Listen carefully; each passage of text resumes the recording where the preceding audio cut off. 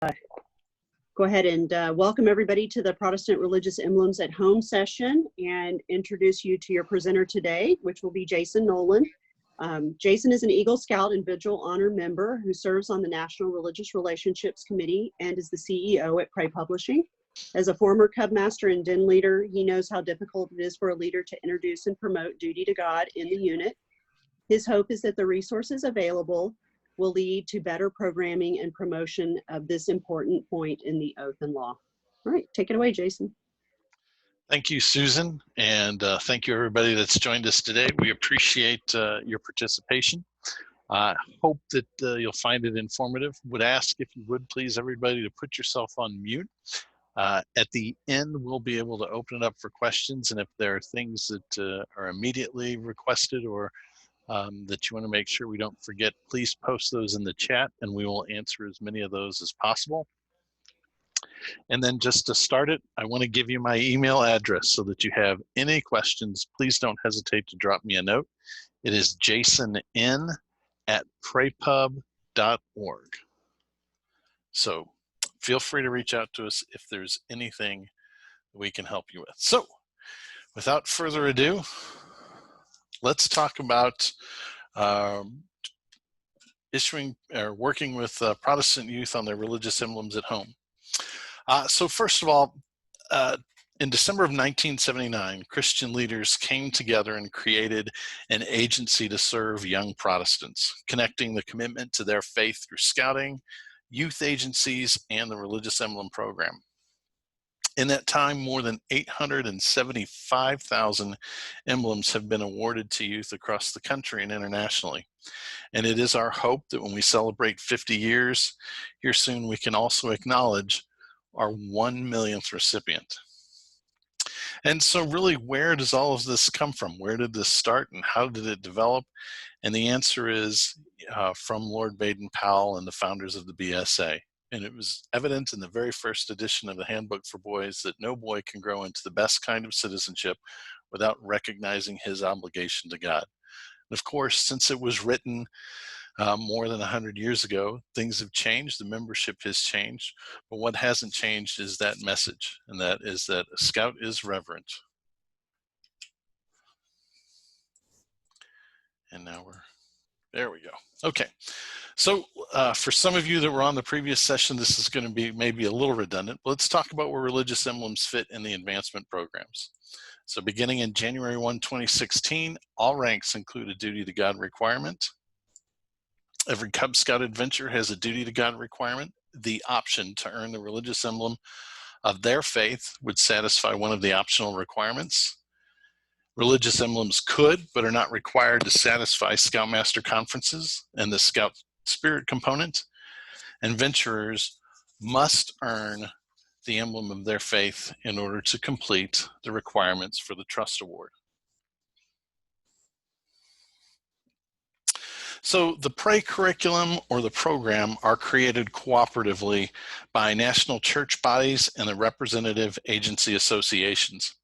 Even though the awards are approved for wear on the official uniforms, the BSA does not create them. Christians do, or churches do. The Pray program is for scouts associated with a Protestant or independent Christian congregation.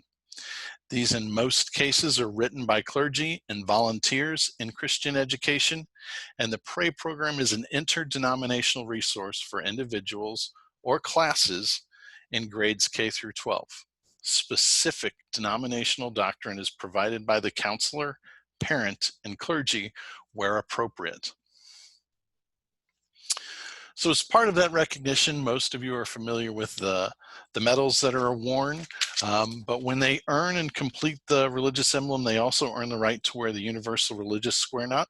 And want to make sure that we clarify some of the information about that has some folks confused. So the purple cloth with the silver knot is the Youth Universal Religious Square Knot. It may be worn by youth and adult members who earn the award as a youth by completing the requirements for an emblem of their faith. The purple knot on the silver or gray background may be worn by adult members. Those adult Universal Religious Square Knot emblems are presented for faithful service as an adult leader, either within their faith or possibly outside of their faith. Those emblems that qualify are the adult awards. They are not if someone serves as a mentor or a counselor, should they receive or wear the Universal Religious Square Knot. So, fun fact for you, did you know that according to BSA National Supply, the Universal Religious Award Knot for Youth has the largest annual volume each year?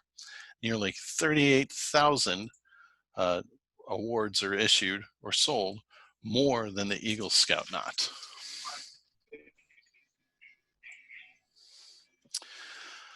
So obviously there's very strange times. The fact that we're completing this presentation online and virtually, the entire world has had to change how they have done things. We recognize that church and scout meetings have been suspended over the course of time, and so Pray has adopted a policy to help ensure that young people don't miss the opportunity to complete their Pray emblem and maintain the eligibility for the 4-star award. So in March, a special eligibility extension was placed into effect until December 31, 2020. This means that students who are eligible for a program based on their current level in March are still eligible to earn and complete that award until the end of this calendar year, December 31st. So instead of aging out of a program in the fall when starting a new grade at school, the Pray extension will allow young people to complete their requirements until December 31st of this year. So real quick, the steps to earn the religious emblems haven't changed. Even though we're going to talk about specific ways and paths to help parents serve as counselors and earn the emblems at home, the steps to earn those emblems don't change. So they must first obtain the specific booklet for their age or grade. They should review the program requirements and guidelines, share that information with their religious leaders or their clergy, and make sure that they share the booklet with them before starting any program. And then, of course, the last step is that they complete the requirements, including the clergy review. Even though they're doing it home, potentially with a parent as a counselor, they should still have that clergy review, obtain the proper signatures, and follow the instructions to order the recognition they choose. So we will look at the Pray Awards from two perspectives, specifically within the home with parents as instructors, and we'll talk about learning and working through virtual classrooms that may be offered by counselors. In both situations, parents are going to play a huge role in making that participation worth their while. So first, we know and acknowledge the fact that the primary responsibility for faith formation of children starts at the home. It lies with the parents and the guardians and their support, the support of their congregation. So please know that we have tools to offer help and have developed tools to offer help, but we don't want to supersede anything that's happening already. And while completing the emblems at home is ideal, please understand it's not settling for something less or going to plan B. Just because you may be comfortable or they have normally offered a class in your congregation, please understand that you're not settling for something different. Working with the parent as the counselor is good. And we like that convenience of the structured class through the church or through the scouting unit that may provide a set schedule and instruction, but doing the award at home and the emblem at home, it does have the most important benefit about connecting and strengthening the family. And I know that's something that we can all get behind. And then actually most of those classes, and those of you that have participated as a counselor or even as a parent, instinctively and intentionally involve parents or guardians. So this is nothing new to the Pray experience. What may change with this is the idea that a parent serving as the counselor is that the role of the counselor changes. Ideally, the counselor will work through the counselor workbook, which in turn follows along with the student workbook, and that counselor is the teacher. The counselor workbook is the teacher's manual, so it includes activities. It includes discussion points. Obviously, it includes the Bible verses that are taught and connected as part of it. But it also includes the lesson plans, and those lesson plans you're able to administer those to one or several if that is the choice. But now, want you to know that we're supporting you just as we would a counselor. We know exactly how, or counselors know exactly how they prefer to teach a lesson. They know what props they need, the activities they like to do, the object lessons that work well. And we recognize that parents and guardians may not be doing things the way that they might be used to seeing them as part of a class. The completed workbook may look different. The workbook needs to be complete, but it may not be what they're accustomed to seeing. We don't want anybody to feel like they're not qualified to do this. If they're sincere in their approach and the steady, they're honest, they're transparent and genuine, this is what is acceptable. This is what's required of talking to their own children about faith. You'll have, of course, the counselor's manual for instruction and direction, but you also have a faith community that's willing to help, and we shouldn't be afraid to rely upon that and lean on that. But wanting that child to grow in the faith is the most important part. And most of all, children want to connect with their parents. Despite everything you hear, despite how old they get, and I know I have a 20-year-old that would much rather run away screaming than sit down and talk to me. But the reality is that she'd rather sit down and talk to me as well. And that goes for the rest of us. Children want to connect with their parents. They want an opportunity to share the faith with their parents because parents are still the #1 influence in their lives. Second, we don't want to bypass the church in the delivery of any of the awards. Remember, these are church awards. And that means we still need to work through the church to earn them. It's still very important that the form and the review requires the final review with the pastor and not the scout leader. So as parents, as counselors begin this program, make sure that they're contacting the pastor and sharing materials that they can. They can do that through email by sending links to the Pray website. And from there, they can share email or a conversation over the phone. I know that's unusual these days, but they could share a conversation over the phone or some type of app that they can get together with. But they can discuss together the parent's role as the counselor instead of it being a course. And there is support material available. We've got a link there of materials and resources that we've posted to an area called Virtual Learning. There are sample letters that they can adopt and adapt to share with their pastor by email.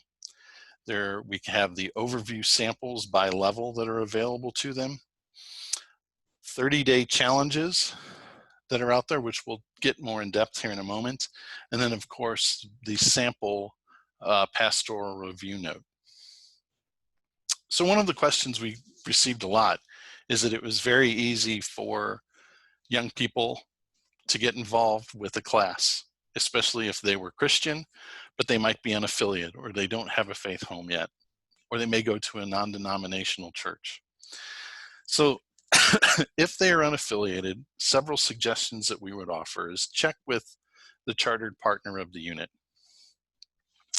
Is it a church or a denominational affiliate? And again, this is about the big question of getting the signature of the pastor. I would tell you it's been my experience for the most part that in most cases, Protestant pastors are going to be very open to working through the general pieces of Protestant faiths and independent Christian faiths, regardless of their affiliation. That's why so many classes work out well with the Pray emblems. So check with the charter partner. Is it a church or a denominational affiliate? Within the unit leadership, check to see if there's a religious emblems coordinator, a troop chaplain, a troop shepherd, or somebody else that's available to them. And finally, if not, contact us at Pray directly. We can offer assistance on how to work through some of those issues and make sure that there isn't any kind of problem that we can't overcome.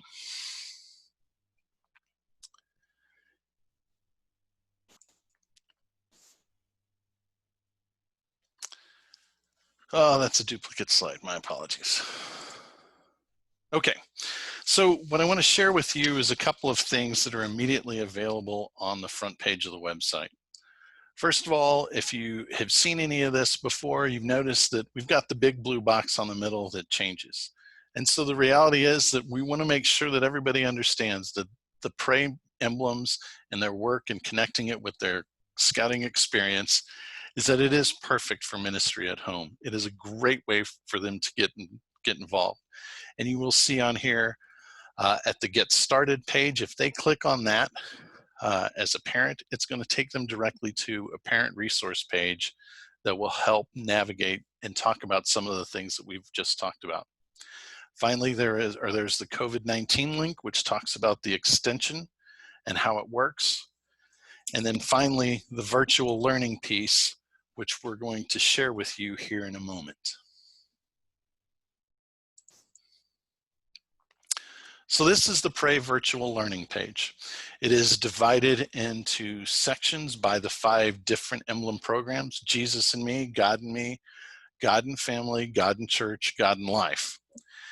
There's a welcome video for them to go to. And then when we go back, the welcome video is part of the Pray YouTube channel. So on the front page at the bottom is a link to the Pray YouTube channel, or they can go directly from here. So again, each of the video resources on each of the lessons, including an introduction, as well as a compilation of all of the lessons, is on there as well. Within each one of the programs is the 30-day challenge for each of those emblems that they can click and download. And I'll show you an example of that here in a moment. Finally, there's the virtual learning resources that are up there for them to take advantage of. Most notably is the letter to the pastor from a family, specifically talking about the use of the Pray program to satisfy the religious emblem requirements for any of the BSA requirements as part of their rank advancement. If there is a leader that they need help and support from to the pastor, we've also provided a sample letter for that in order to help break down barriers.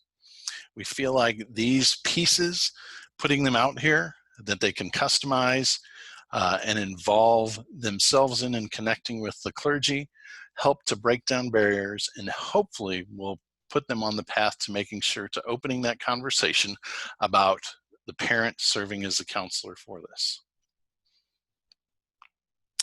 In addition, here there are Pray Awards and Religious Emblems at Home and the Bible Basics RP3 lessons as family ministry. Those are video links to our Facebook page where we did lessons at the beginning of the COVID outbreak when everybody was starting to stay at home and realizing that they were going to have lots of time at home to work on this kind of stuff. And then finally, as part of our YouTube piece, this is a great place to start, is the Welcome to Religious Emblems in the Home. So this is a sample of the 30-day challenge. Each one for each program is mapped out a little differently. So for instance, this is the God and Me 30-day challenge to use as an example. Those of you who have served as counselors before probably recognize the fact that it doesn't take any longer. It still can be done in 4 to 6 weeks as part of that program, but it gives them something on every day for them to complete as a family or as an individual to work toward completion of their religious emblem. These are done in concert with the student in the counselor workbooks, so obviously there are details that they're going to need to have there, but this serves as the resource that if they do the requirements and complete it every day, it will ensure completion. And again, there's one for Jesus and Me, obviously God and Me, God and Family, God and Church, and God and Life. Those of you that have been through the God and Church and God and Life programs know that those are going to take a little longer.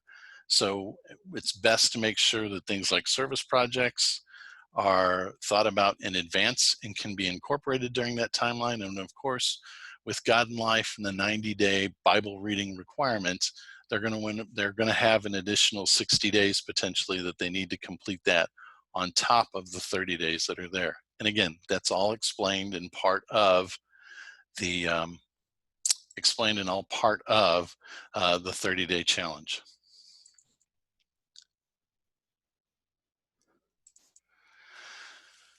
Those of you that know Deb Hazelwood, Deb has been here for 33 years. She's been a huge part of what Pray does, and I would be remiss if I didn't acknowledge the fact that she makes me look better every day. She does a fantastic job supporting all of our counselors and all of our families out there. And so when all of this started to go down and we realized we were going to have an opportunity and a need to prepare parents to serve in that role as counselor, we put together the entire video series. So this is a snapshot talking about the God and Family Pizza.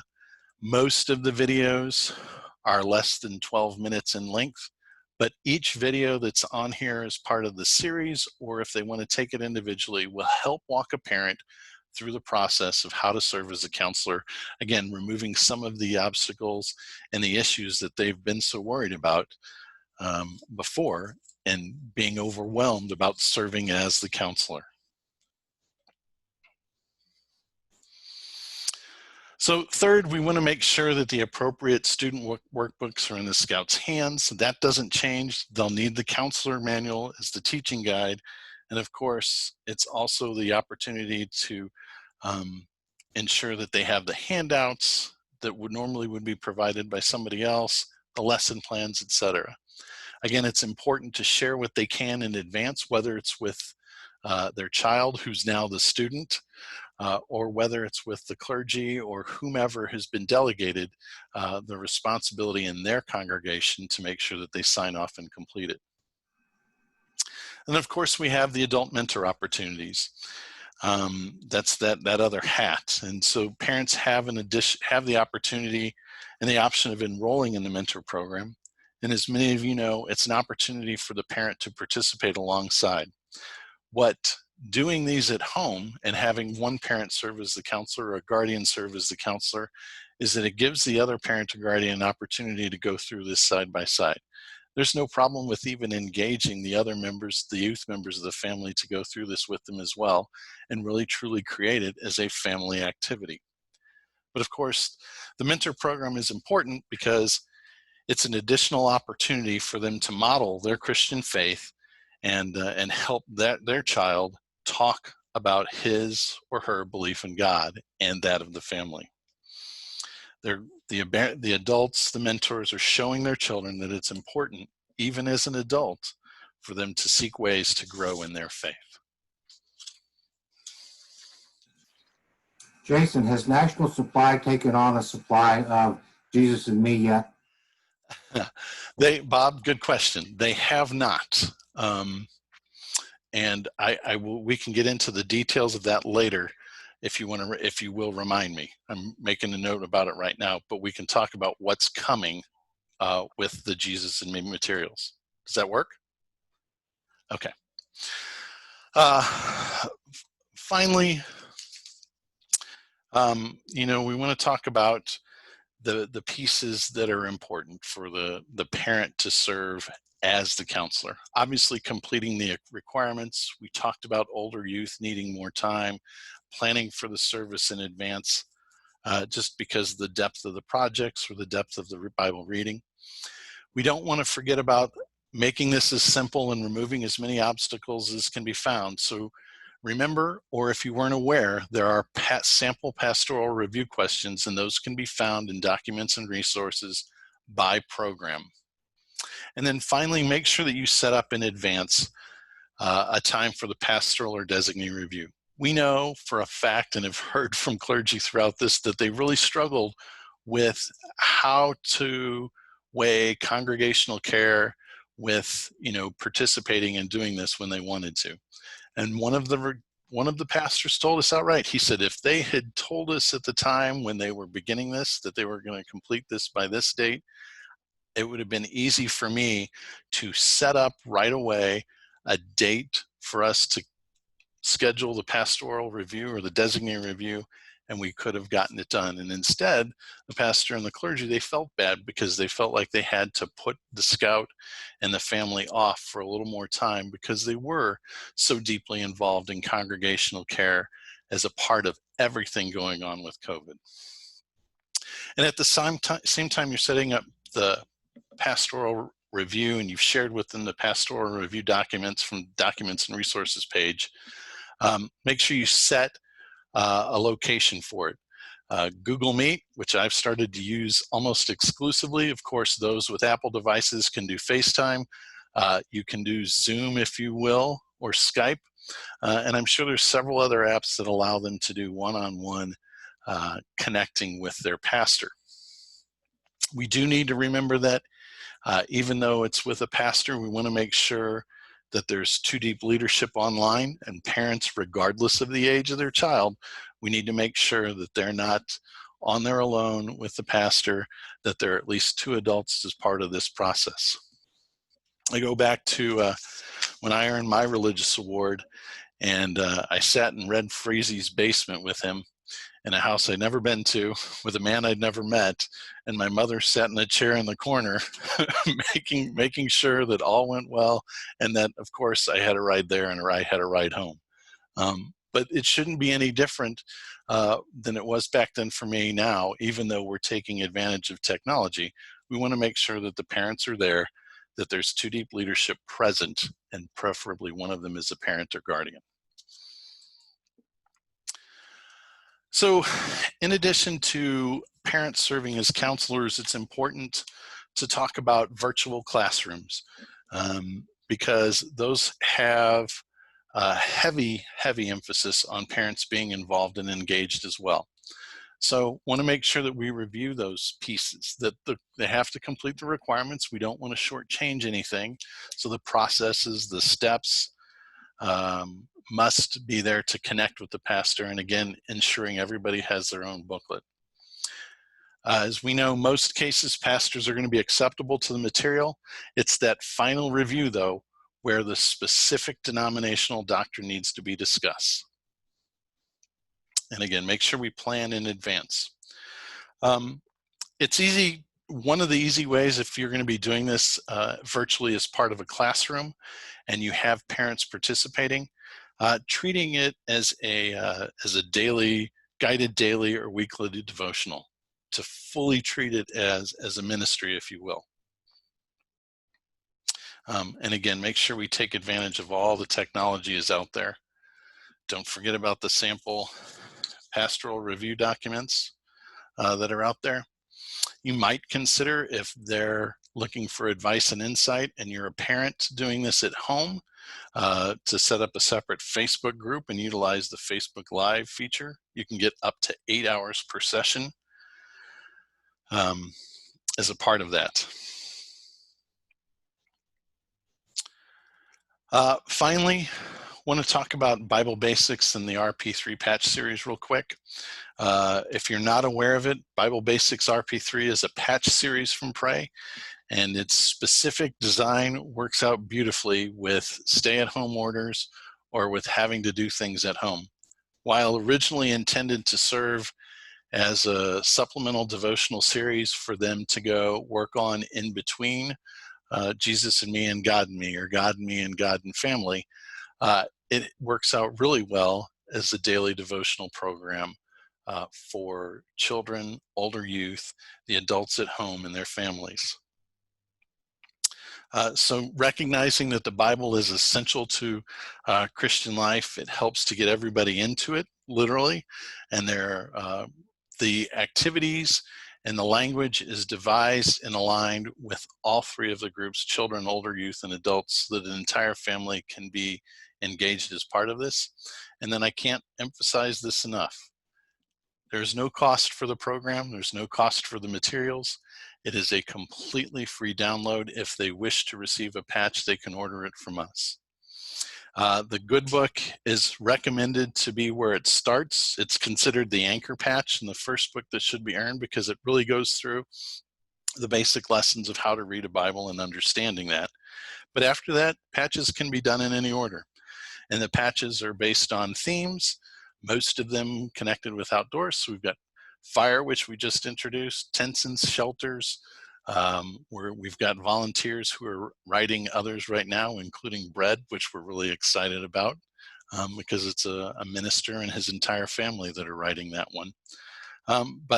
Again, there are lots of different topics that can be used, that can be taken advantage of and help fill some of that void throughout this.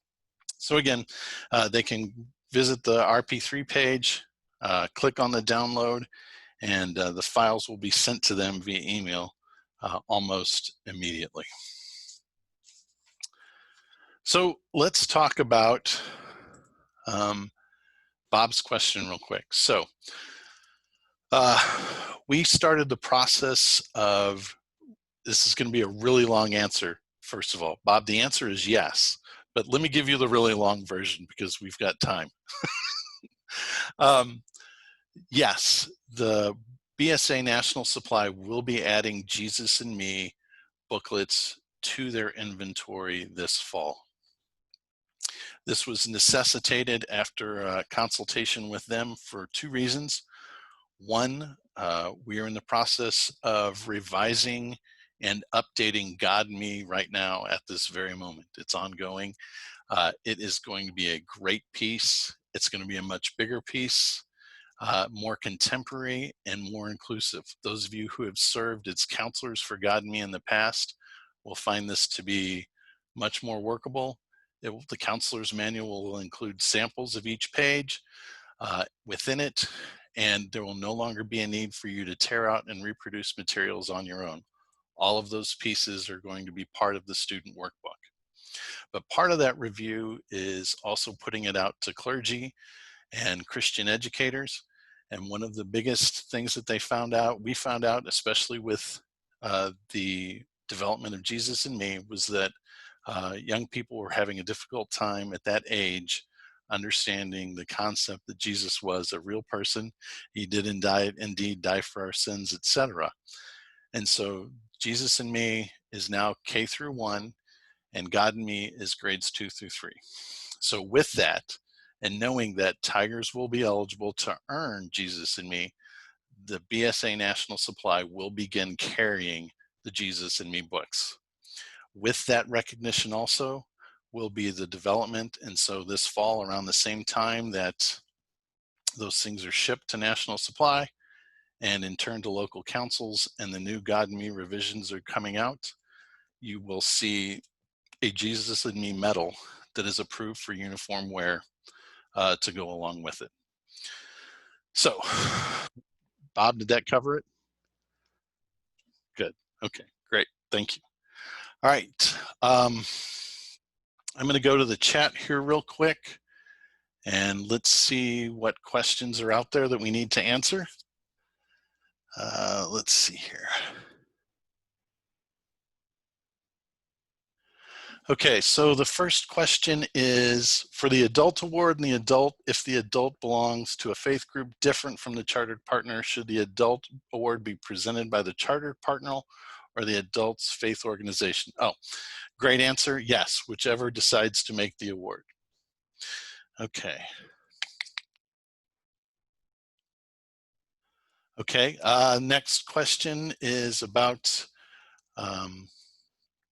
what age is it appropriate to start the RP3 program? I would tell you that any age. Once young people, especially young children, begin to comprehend and understand what all is involved in their faith, that's probably the right age. So if they're starting to talk about it in kindergarten and breaking them out separately as part of Sunday school, that's probably the right point for them to start at it. So maybe age 4 or 5. But remember, with the RP3, it works really well as family ministry. And so the writing of it and the design of the questions and activities caters to all 3 segments: young children, older youth, and adults. Thank you, Dave, for acknowledging the RP3 program during lunch this week. Chrissy Richardson out from Oregon has been awesome in her commitment to us, and she's been a great resource for us. Let's see here. Paula had a question about the RP3 program Mid-elementary would be a good starting place, but there are options for older youth and adult. And then there's a separate question about who is usually paying for the medals. So in terms of who has taken responsibility for the medals, it really varies by situation. We receive orders from parents as individuals. We receive orders from counselors as groups. We receive orders from pastors. It really all depends on what is set up for it. There is a United Methodist congregation in Virginia that they do a fundraiser every year with the men's club, and they use those proceeds to pay for the entire Pray program for all the youth that wish to participate in it. Wayne has a question about understanding that Jesus in Me satisfies duty to God adventures for tigers. But that is correct. It still does not begin the 4-star program. So the 4-star program will still continue to be the God and series. That will still carry over just as it was before, recognizing that tiger cubs still, the majority of youth that join Cub Scouting are somewhere between, the average age is somewhere between tiger cubs and between wolves. And so maintaining the 4-star as the part of the God and series with those 4 satisfies those. Let's see here, Mary Elizabeth. So yes, so the Jesus in Me does now qualify for them for the Universal Scout Knot. If they advance on and continue to earn religious emblems throughout, it though still will be the Cub Scout emblem device that they can earn and wear on their knot. Sorry about that. I think we're getting a thunderstorm. So it will still qualify them for that, but the device they would wear would be the Cub Scout logo device on that for earning an additional religious emblem as part of that program. Thank you. One other note is that for God and Church, for the denominations that have partnered with Pray, and we have memorandum and we work very closely with, there is a denominational pin that they can wear when they complete God and Church, because God and Church is very specific in the doctrine of their faith and the teachings of their faith. So that is all of the chat questions. Please feel free to open up your mic if there are other things that you have questions about that we can answer. Happy to do so. We got one more note here. How do adults earn the knot? So adult religious awards are not earned as youth emblems are, meaning that they don't have requirements or workbooks to complete them. In most cases, for most faiths and within the adult awards that the Pray program administers, they are nomination forms. They should not be completed by themselves, right? It's the old adage that the individual shouldn't seek the award should seek the individual. But it does recognize years of service. Most of them are 3 or 5 years of service. And all of the nominations require completion, including signature from the congregation that wishes to recognize the adult with the award, as well as the local council that verifies and certifies they are indeed a registered member of the BSA. And then normally looking for 1 to 2 letters of recommendation for those to get completed and approved and who they should be sent to. Oftentimes these are a surprise, and just like any of the other emblems, they don't necessarily have to be presented as part of Scout Sunday. They certainly can be, but they're also suitable for presentation at any point throughout the year. Speaking of presentation, we had a really good conversation earlier about religious emblems. And I would tell you also at the same time, same thing I told them, that they should, a recommendation out there to help promote religious emblems as part of it is to make 2 different presentations. One, obviously, to present the medal as part of the program, whether it be within the church or their own religious institution, but to present the knot as part of the PAC meeting or as part of the troop meeting. Nothing gets people asking more questions, and they're like, well, how did you get that? And how do I get to earn that? For them to do it. And so another great way to plant that seed of connecting their faith to their scouting experience. Let's see here. One other question that popped up is, if the church is not aware of the program, how do you approach the pastor without self-nominating? That's a really good question. I think one of the best ways to do that is just as you might do at any point within the unit level. For instance, our Cub Pack had a nominating committee. And so we always made sure that we looked to the emblems and awards that our leadership had earned and ones that we felt like they should qualify for, and where we should take the lead on making sure they got recognized. So we were always trying to make sure that we had this cultivated list of adults who had volunteered to serve. So if it was time for them to receive the District Award of Merit, we made sure that they got it, or if there were the District Spark Plug or the District Cup Master of the Year, whatever it was, we wanted to make sure that there was a system in place within the unit to nominate them. And I think that that's the best way to do it without, doing it for yourself. But knowing that there's a group out there that's championing the cause and looking at these kind of awards, and along with the other district awards or the District Award of Merit, potentially even the Silver Beaver Award, that are important to recognize folks for. If there are any other questions, feel free to unmute yourself and chime in. Happy to answer them for you. We've got roughly 15 minutes left before we have to turn this Zoom call over to somebody else. But if I've answered all your questions, that's awesome. But would be glad to talk more if there are things that are out there. Ralph, thank you very much. Give my best to Jeff Doty when you get a chance in Iowa. You're welcome, Phil. Appreciate it. It's always good to see friends on here. Thank you, Bob. It's always good to see friends on here. Some of them you haven't seen in a while, and some of them you just talked to on the phone. So I've enjoyed this very much. All right. If there is nothing else. Oh. Thank you. Great presentation. You're welcome. Paula, did we get all your questions answered?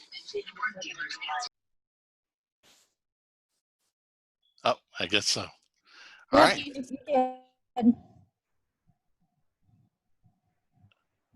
Thank you. You're welcome. Thank you. Once again, so finally then, just to close, a few years ago, the Search Institute created the 40 Developmental Assets Framework. If you haven't seen it, it's fascinating. It's fascinating to go out and read. So the Search Institute and the 40 Developmental Assets, but their job was to identify positive supports and strengths the young people need to succeed and help to eliminate and create a buffer in any kind of obstacles that they may face. And so many of those internal assets are delivered by something externally. Of the 40, 2 of them are very specific to the Religious Emblems programs and what we do here at Pray. Number 1 is family engagement and youth organizations, and 2 is the support of a faith community. And I know these times are uncertain, but we will get through all of them. And hopefully we'll be leading that way with our children and those we work with our faith as a guide and the example to serve. So thank you all very much for your involvement, your engagement, your participation.